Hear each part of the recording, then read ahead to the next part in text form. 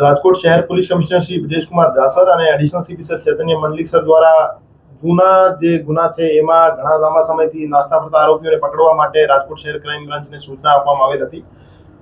એની જ ભાગરૂપે એસીપી શ્રી બસિયા સાહેબ અને પીઆઈ શ્રી ડામોર સાહેબ, જાદવ સાહેબ અને ગોંડિયા સાહેબની ટીમો દ્વારા એક ઝુંબેશ હાથ ધરવામાં આવેલ હતી।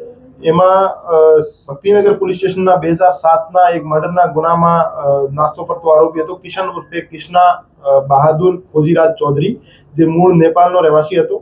2007માં એક મર્ડર થયો હતો ભક્તિનગરમાં। એમાં મર્ડર કરીને એ આરોપી તરત જ નેપાળ ભાગી ગયો હતો। એના પછી 19 વર્ષ પછી રાજકોટ શહેર ક્રાઇમ બ્રાન્ચ દ્વારા એને પનવેલ નવી મુંબઈ ખાતેથી અટક કરવામાં આવેલ છે। આ બનાવમાં હકીકત એવી હતી કે 4 આરોપીઓએ મળીને એક ભાવેશભાઈ રાજપૂત નામના વ્યક્તિની, જેની ઉંમર 24 વર્ષ હતી, એને અપહરણ કરી અને એને ગળાના ભાગે તીક્ષ્ણ હથિયારથી ઈજા કરી એને મારીને વોકળામાં નાખી દીધો હતો અને 10 દિવસ પછી એમની બોડી મળી હતી।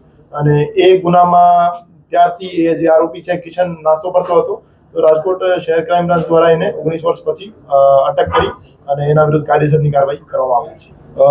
મંજુલાબેન નામની એક મહિલા આરોપી હતી જે મર્ડરના આ ગુનામાં અટક થયેલ હતી અને બાકી બીજા જે 3 આરોપી છે, બીજા 3 આરોપી પૈકી એક કિશન ખોજીરાજ ચૌધરી છે અને બીજા આ સિવાયના 2 આરોપી જે છે હજુ નાસ્તા ફરતા છે, એને પકડવા માટે અમે કાર્યવાહી કરી છે। એમાં મંજુલાબેન અને જે મરણ જનાર ભાવેશભાઈ છે એમની વચ્ચે પ્રેમ સંબંધ હતો અને ભાવેશભાઈ રાત્રે દારૂ પીને મંજુલાબેનને ઘરે ગયા હતા અને ત્યાં માથાકૂટ કરતા હતા।